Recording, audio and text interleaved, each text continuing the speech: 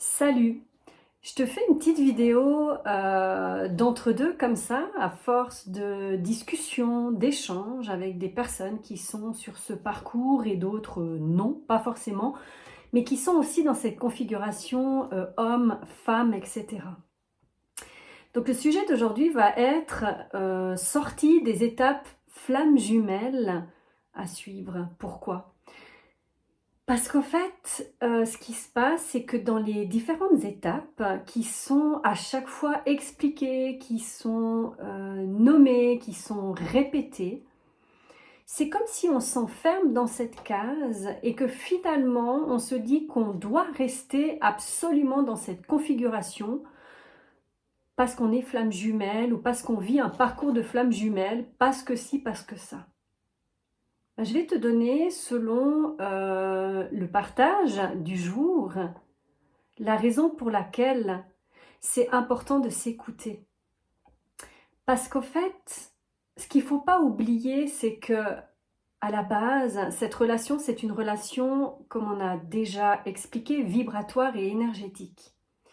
Ça veut dire qu'il y a des choses qui se passent sur un plan physique, matière, mais il y a des choses qui se passent aussi sur un plan subtil, qui n'est pas de notre contrôle. Pour moi, en énergétique, le corps, alors oui, si tu prends les chakras qu'il y a de 1 à 7, sont des corps énergétiques différents. Certains sont liés à la matière et d'autres sont liés au spirituel. Mais pour faire plus simple, on va dire que tu as le corps physique et tu as le corps éthérique, ou le corps subtil, qui est le double du corps physique. Et si tu veux, on a notre corps physique ici avec notre mental inférieur, notre ego, etc., qui est utilisé ici pour avancer dans la matière, tant que l'on a les voiles, on va dire ça comme ça. Plus tu t'allèges, plus tu te libères, plus ton âme peut s'incarner et prendre les rênes, on va dire ça, dans ce sens, en raccourci. Donc pour faire simple, l'âme va s'exprimer à travers le corps éthérique. Le corps physique va être l'instrument vibratoire de ce que l'on peut ressentir à travers les expériences que l'on va vivre. Je reviens sur ce petit explicatif pour t'expliquer un petit peu le cheminement et que tu commences à t'écouter. Au fait, je reviens sur ce sujet parce que il y a beaucoup de gens qui disent dans les étapes, alors au début tu as la reconnaissance, il y en a plein qui le nomment de façon différente aussi, mais je te donne avec mes mots pour avoir une base. Donc au début tu as la reconnaissance des âmes, tu as la lune de miel, cette période ultra magique où tu vis cette intensité et cet amour hors du commun, qui fait que ça te pose complètement dans ce truc avec impuissance, avec totalement hors contrôle, mais qui te plonge là-dedans et comme marqué au fer rouge qui t'empêche au fait de sortir de ce truc. Ensuite, il y a la danse des égos avec les va-et-vient. Ensuite, il y a la séparation, où tu passes en principe en tant que Chaser Young en premier, c'est-à-dire dans le travail de l'éveil au réveil, où tu as tout ce passage avec la nuit noire de l'âme, la déconstruction, où tu plonges au plus profond de toi-même, où tu plonges dans ce vide, et où il y a ce manque, où il y a cette tristesse, il y a tout ce gros passage de grosse épuration, on va appeler ça comme ça, jusqu'à ce que tu arrives au réveil. Donc pour un Chaser Young, comme j'ai déjà expliqué, tu passes dans une énergie qui était détournée, une énergie de défense, de lutte, une énergie de combat, donc cette énergie Yang, énergie masculine, qui n'est pas censée être la tienne, surtout si tu es une femme. Ça veut dire qu'ensuite, tu as tout ce passage où tu retrouves ton énergie Yin, où tu redeviens cette femme dans son Yin, mais tu passes d'abord par cette énergie Yin blanche.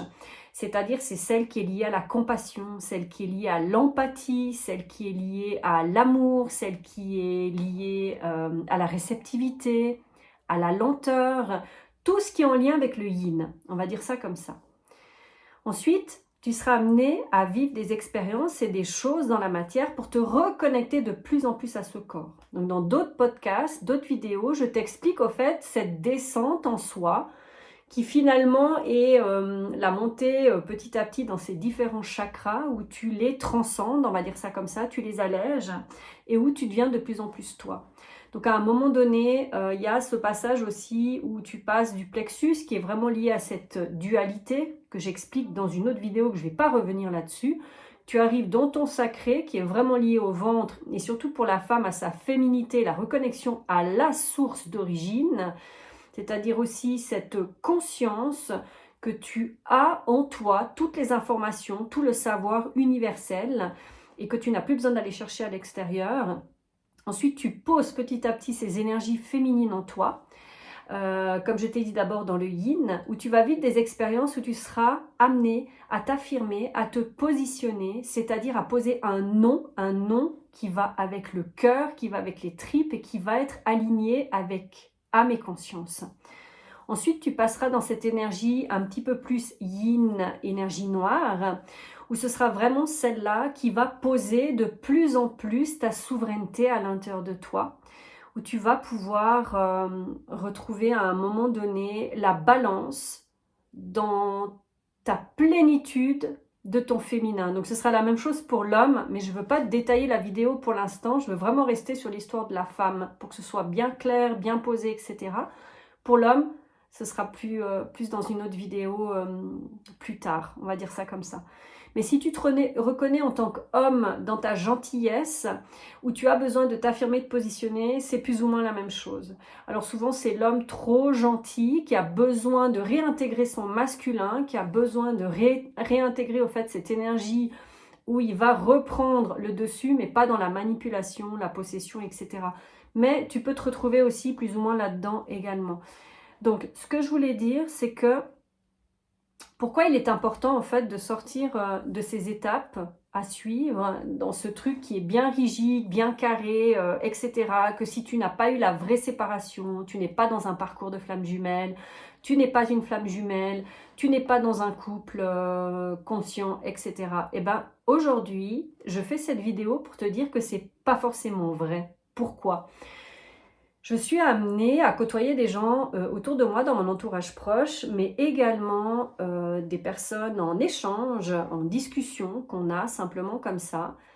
Et je m'aperçois que la séparation n'est pas obligatoire pour tout le monde. Pourquoi ? J'ai l'impression que, en tout cas pour ma part, j'ai été poussée à la séparation. J'ai été poussée à prendre cette décision et de faire le choix pour ma survie, pour mon confort, pour mon bien-être mental, émotionnel et psychologique, physique, où il y a un non catégorique qui arrive et un stop. Mais c'est comme s'il est chapeauté par plus haut que soi, comme s'il est chapeauté par la source. C'est comme si à un moment donné, il y a un grand stop qui s'installe et là, il y a tout qui s'arrête. Mais je sais que c'est pas pour tout le monde la même chose. Donc j'ai l'impression que c'est comme un feu vert qui est donné à un moment donné quand la suite du travail doit se faire. Pour moi, quand il y a une séparation, c'est qu'il y a un travail propre à l'âme qui doit être fait en solitaire. Ça veut dire que c'est un travail qui ne peut pas être fait avec l'autre ou en couple. Que ce soit pour l'un ou que ce soit pour l'autre ou pour les deux. Pour moi, dans certaines relations, il y a des flammes jumelles qui ne se séparent pas réellement. Elles ont des va-et-vient, elles ont des moments de silence aussi sur quelques jours, sur quelques semaines. Mais c'est comme si ces personnes-là ont l'énergie nécessaire pour continuer et elles n'ont pas cet appel ou ce feu vert pour mettre le stop et qu'il y ait vraiment cette séparation qui s'installe avec la distance, le silence, etc. comme on peut l'entendre. Pour moi, il y a des raisons logiques là derrière qui sont hors de notre portée et qui sont vraiment en lien avec notre âme. Et je vais t'expliquer pourquoi. En tout cas, je vais partir de mon expérience, de ce que j'ai conscientisé et ce que j'ai pu amener dans la matière et que je n'aurais jamais pu faire si j'étais restée en couple, si j'étais restée justement avec ma flamme jumelle. Donc pour moi, il y a eu cet appel de l'âme très puissante où il y a eu beaucoup de prises de conscience. En tout cas, pour ma part, les prises de conscience, il y a eu, la première chose, ça a été la reconnexion du corps. Quand je me suis retrouvée seule dans cette période de séparation, il y a vraiment eu ce truc où tu plonges en toi. Et il y a tellement de choses qui sortent, tellement d'émotionnel, tellement de prise de conscience, qu'à un moment donné, il y a aussi ces douleurs qui reviennent au niveau du corps quand tu atterris de plus en plus en toi, que tu descends dans tes profondeurs et que tu te réincarnes et que tu prends conscience de cette réalité et que tu prends conscience du concret et que tu sors de toutes ces choses que tu t'es racontées, de tous les voiles, de toutes les illusions qui ont été posées sur l'amour, sur le couple, sur la femme et sur l'homme. En tout cas, c'était mon chemin d'âme à moi et de vie. Donc pour moi, c'est la reconnexion au corps et la reconnexion à une autre guidance. Si j'étais restée dans mon couple, je n'aurais jamais pu expérimenter ça aussi parce qu'à l'époque, que ce soit avec mon jumeau ou d'autres personnes, quand j'étais en amour, pour moi l'amour était la chose la plus importante qui existait. Ça veut dire que je donnais symboliquement ma vie à l'autre. Je me mêlais dans l'univers de l'autre. Je m'abandonnais, c'est-à-dire que je faisais don de soi, de moi total. Ça veut dire que je donnais tout, simplement tout. Et quand on dit je donne tout, ben je ne donnais rien à moi. Mais ça, c'était dans ma problématique et dans ce que j'ai dû expérimenter et sortir aussi de cette énergie du sauveur et de vouloir toujours donner, toujours prévoir pour les autres sans penser à moi en priorité. Ça, c'était ma première chose. Donc pour moi, c'était impératif de sortir du couple pour que je puisse remettre mes énergies au centre de moi-même, de mettre ma priorité dans qui j'étais et dans ce que je devais expérimenter. Et aujourd'hui, après presque 15 mois, je comprends mieux, encore plus maintenant, avec mes missions d'âme et mes missions de vie qui se posent gentiment. Plus je me retrouve moi, plus je me retrouve dans la femme que je suis, plus j'arrive à poser ces énergies et à jongler entre mes énergies yin, blanches et énergies noires, c'est-à-dire mon féminin et mon masculin en moi, en tant que femme. Donc ça m'a permis également de sortir de mon énergie yang, mon énergie de défense et masculine. Donc c'était vraiment un retrait nécessaire de l'homme impératif pour moi.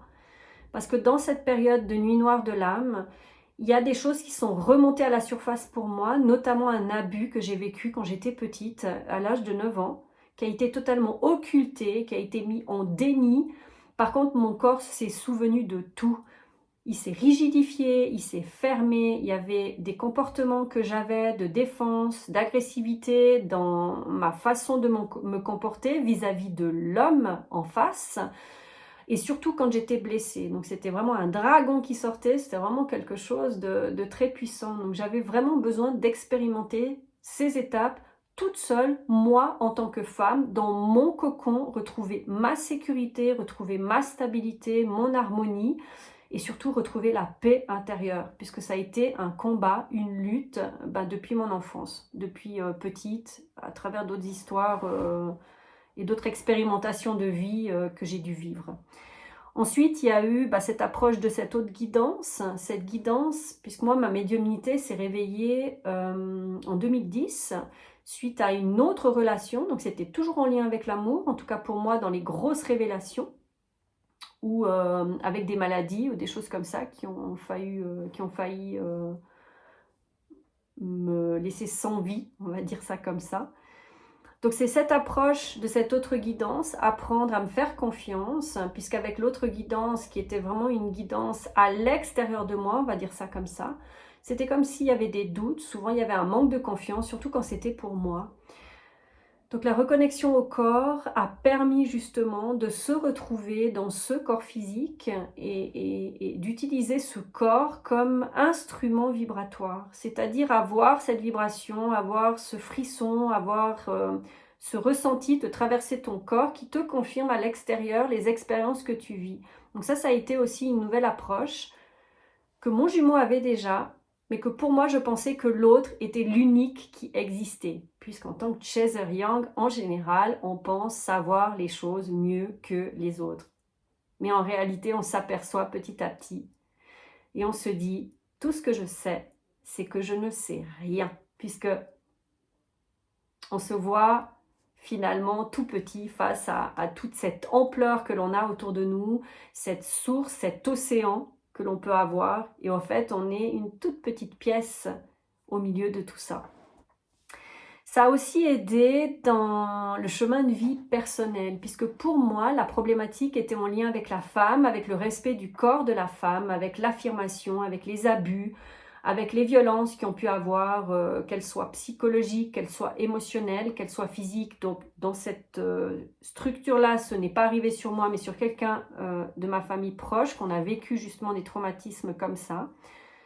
Donc ça m'a permis de sortir de cet abus, de cet emprisonnement dans mon corps qui, lui, voulait me protéger, mais que finalement me mettait à distance des échanges profonds, réels, avec les hommes, on va dire ça comme ça, avec le monde extérieur qui m'avait mis dans une totale protection, une totale peur du monde, aucune confiance en les gens, en les hommes, etc.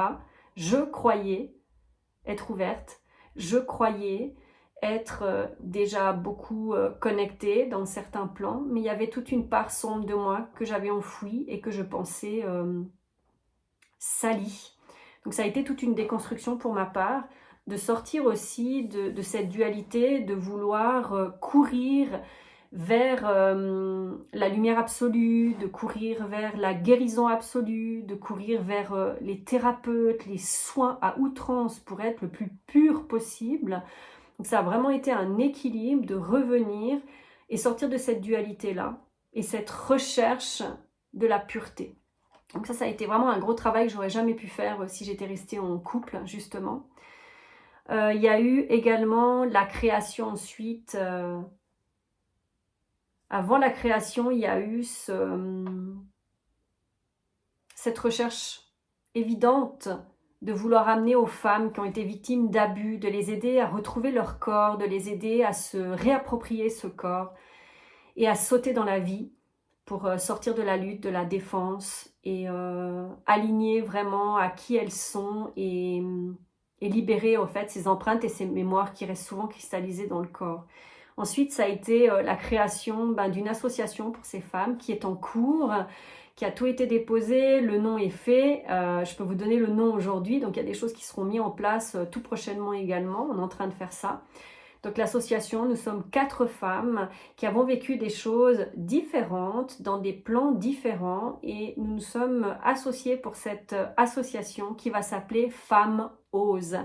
Pourquoi Femmes Osent? Parce que dans le mot femme, F-A circonflexe M apostrophe O-Z, c'est parce que dans le mot femme ose, il y a les femmes, mais il y a aussi le mot famille pour les mamanges et les paranges.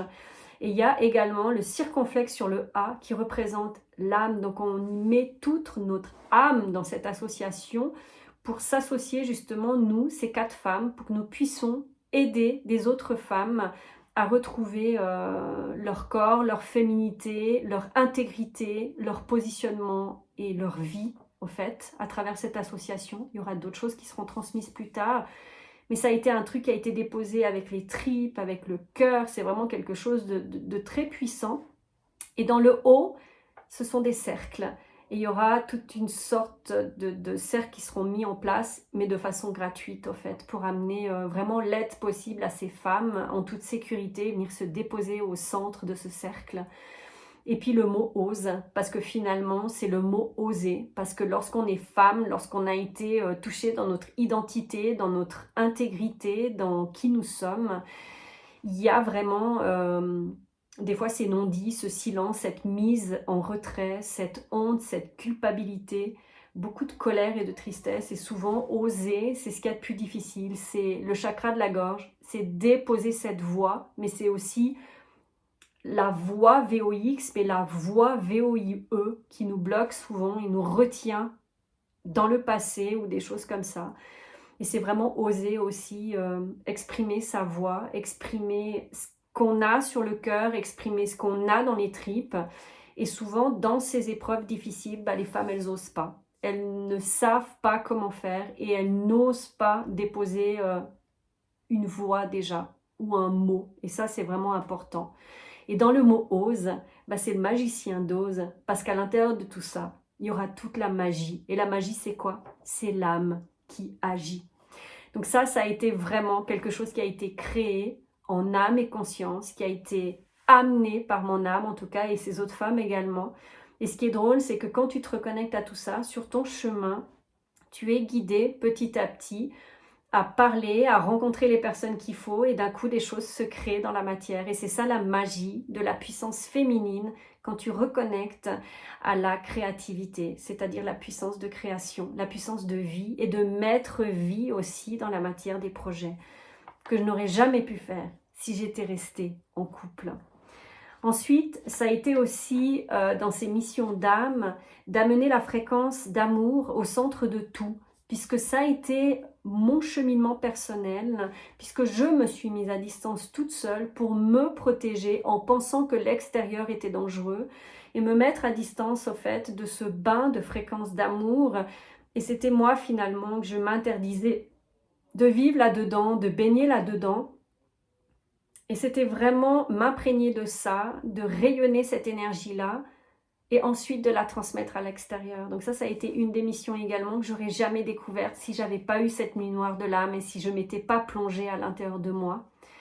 J'aurais jamais fait connaissance avec tout le potentiel qui était caché derrière en pensant que cette part était sale.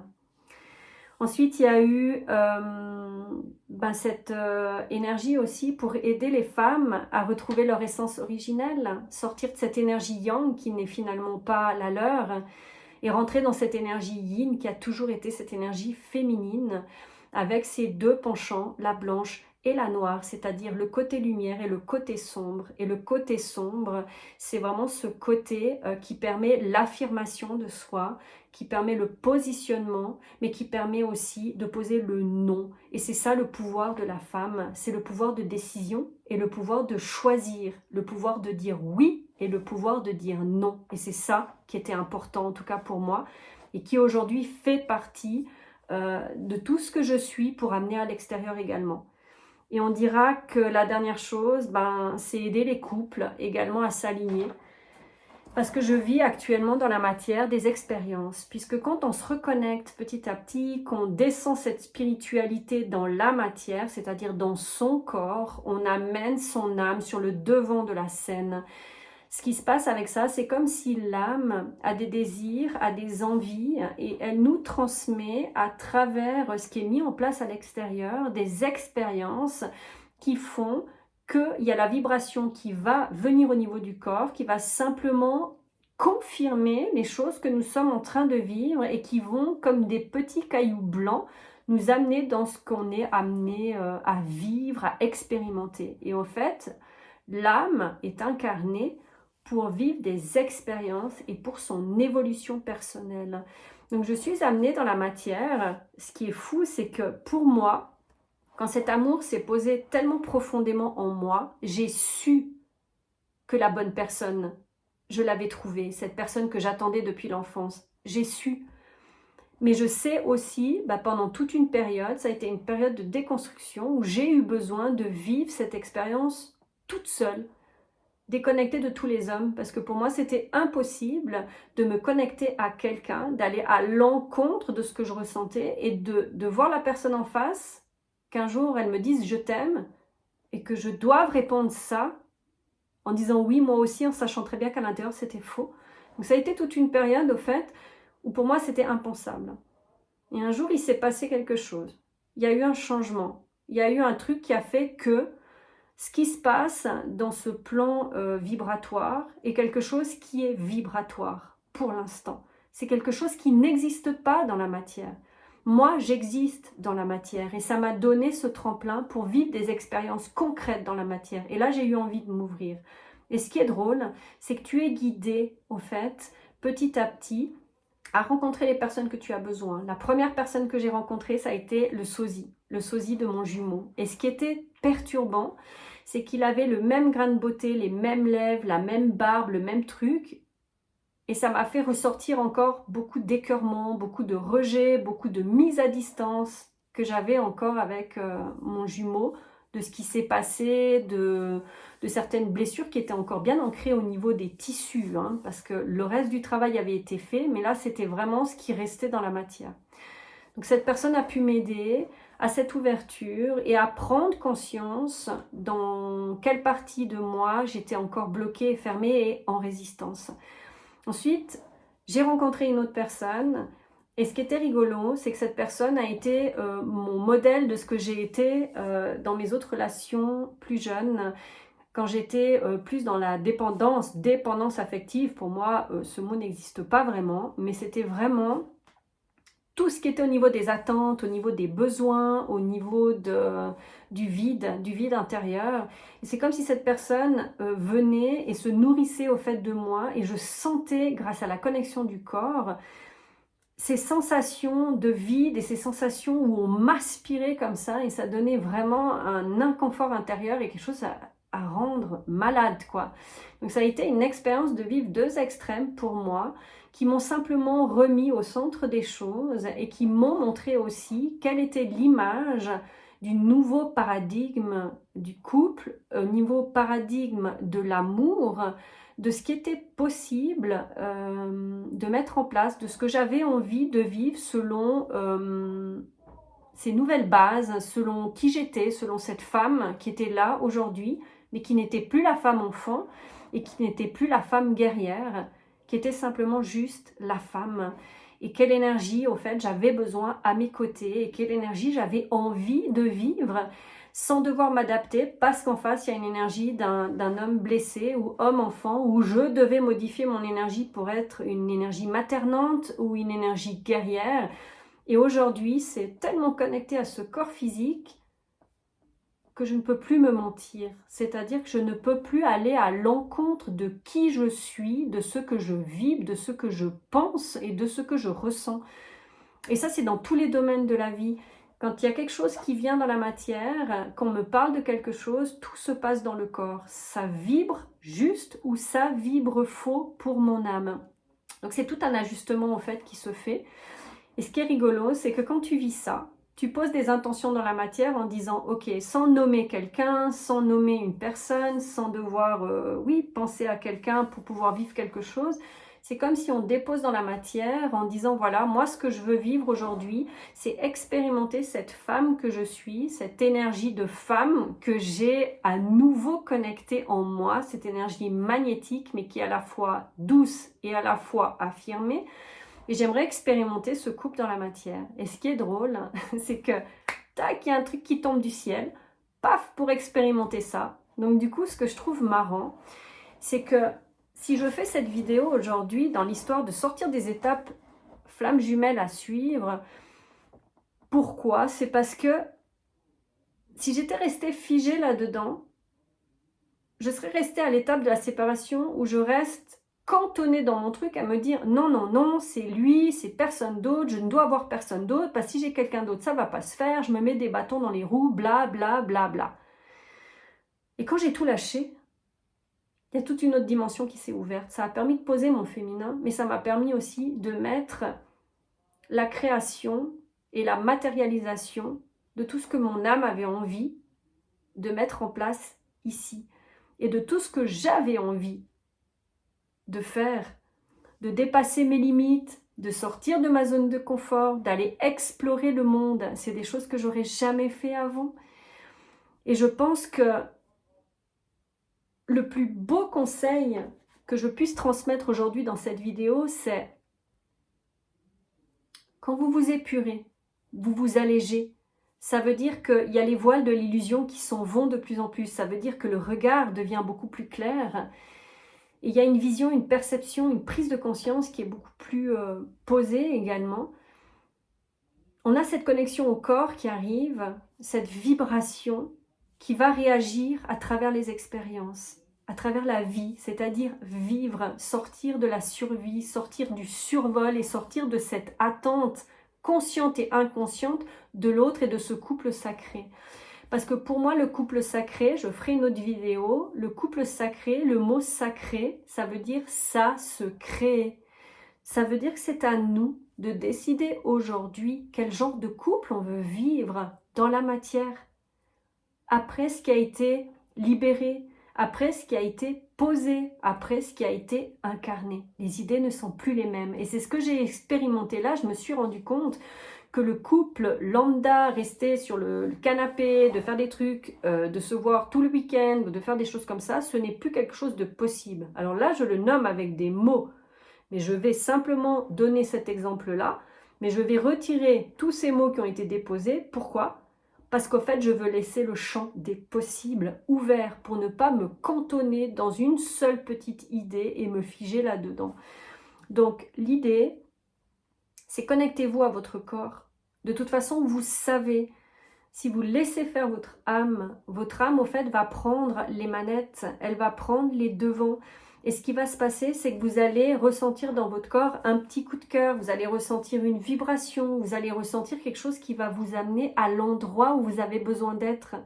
Vous allez lire un article qui va vibrer à l'intérieur de vous. Il y aura peut-être des frissons, il y aura peut-être un froid, où vous allez être guidé dans une conversation. Il y aura des mots qui vont vous parler, il y aura peut-être pour certains des formations qui vont vous appeler également. Vous allez faire des rencontres qui vont associer certaines choses pour pouvoir créer certaines choses ensemble. Et de toute façon, l'expérimentation, c'est quoi? C'est essayer. Parce qu'il n'y a jamais rien de faux. Donc si vous avez une sensation, allez-y. Et de toute façon, au bout d'un moment, vous saurez s'il y a quelque chose qui ne va pas. Parce que vous allez poser votre voix, vous allez oser sortir les choses. Et quand on pose ça, à un moment donné, ce qui se passe, c'est qu'on le ressent. On sent si c'est juste, on sent si on est mal. Pour moi, dans les expériences vécues, il y avait des choses qui se passaient au bout d'un moment où plus je voyais la personne, plus je me fermais, plus je me repliais et je me disais, il y a quelque chose qui ne joue pas là-dedans. Et finalement, c'est oser dire, ça ne me convient pas. Et c'est comme ça dans tous les domaines de la vie. Donc si je transmets cette vidéo aujourd'hui, c'est simplement pour donner une autre image, une autre sensation. Ce n'est pas parce que l'on vit ou que l'on expérimente ça que nous ne sommes pas dans un parcours de flammes jumelles ou que nous ne sommes pas jumeaux ou que nous ne sommes pas en lien sacré ensemble. Il y a toujours une différence à faire, c'est que nous sommes liés sur ce plan de l'âme, mais au niveau physique, dans certains cas, il y a des personnes qui doivent vivre des choses toutes seules parce que c'est pour l'évolution de l'âme propre, c'est-à-dire la mission de vie ou le chemin d'âme propre à la personne. Et s'il n'y a pas de réunion ou s'il n'y a pas de choses comme ça, pour moi, c'est qu'à un moment donné, il y a des choses à faire seul parce qu'en couple, c'est pas possible. Et dans certaines configurations, il y a des gens qui ne se sépareront jamais. Il y aura juste des va-et-vient, mais ça ne veut pas dire que c'est faux. Pour moi, tout est juste. Et c'est toujours la même chose. C'est du moment qu'on reste enfermé dans une idée ou dans une directive ou qu'on pose des mots sur certaines choses et ça doit être de telle façon, en fait, on se bloque à une ouverture de tous les possibles, puisque le champ quantique, c'est toutes les possibilités en même temps.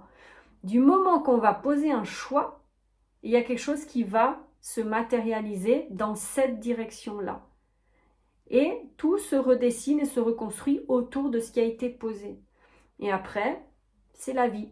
Et on suit les choses connectées à son corps, puisque c'est à travers le corps et le corps éthérique que l'âme peut communiquer. Donc on va ressentir ça dans notre corps physique à travers les sens, avec ce qu'on vit dehors et ce qu'on vit à l'intérieur de nous. Voilà le message important. Et ce que je voulais dire aussi, c'est que il y a quelque temps, j'avais aussi des pensées où je me disais le plus important, c'est le respect, l'affirmation. Donc ça, c'est toujours d'actualité. Et quand j'entendais certains témoignages de personnes qui vivaient des choses très difficiles et très lourdes, c'était peut-être très difficile et très lourde quand on est à l'extérieur et qu'on entend ces choses. Mais quand on est connecté à l'âme et au corps, c'est comme si on a l'énergie nécessaire pour avancer côte à côte. Et tu sens ce feu vert. C'est comme si à un moment donné, ce feu vert, tu le sens si on te dit que tu dois partir ou que tu dois stopper. C'est comme si à un moment donné, c'est ton système de survie qui s'exprime. C'est pas quelque chose de contrôlé, c'est pas quelque chose de réfléchi, c'est quelque chose qui vient des tripes, c'est quelque chose de plus profond. Donc pour moi, je pense que on ne peut pas associer tous ces parcours dans le même truc, puisque chacun a une âme, chaque âme sait exactement les expériences qu'elle a à vivre et ce qu'elle a expérimenté au fait dans la matière. Et je pense qu'on ne peut pas, en tant que personne extérieure, venir dire tu dois faire ci ou tu dois faire ça. Pour moi, je pense qu'on le sent à l'intérieur de soi. Mais pour ça, on a besoin d'alléger nos blessures, d'alléger nos chagrins, d'alléger nos pensées, de retrouver au fait une harmonie et un alignement qui soit vraiment basé entre les pensées, les paroles et les actes. Et quand tu t'alignes à ça, ça ne peut être que ton âme qui s'exprime à travers ton corps. Je vous laisse là-dessus et je serais très intéressée à voir dans les commentaires si vous pouvez me partager vos expériences à ce sujet. Merci pour votre écoute et à tout bientôt.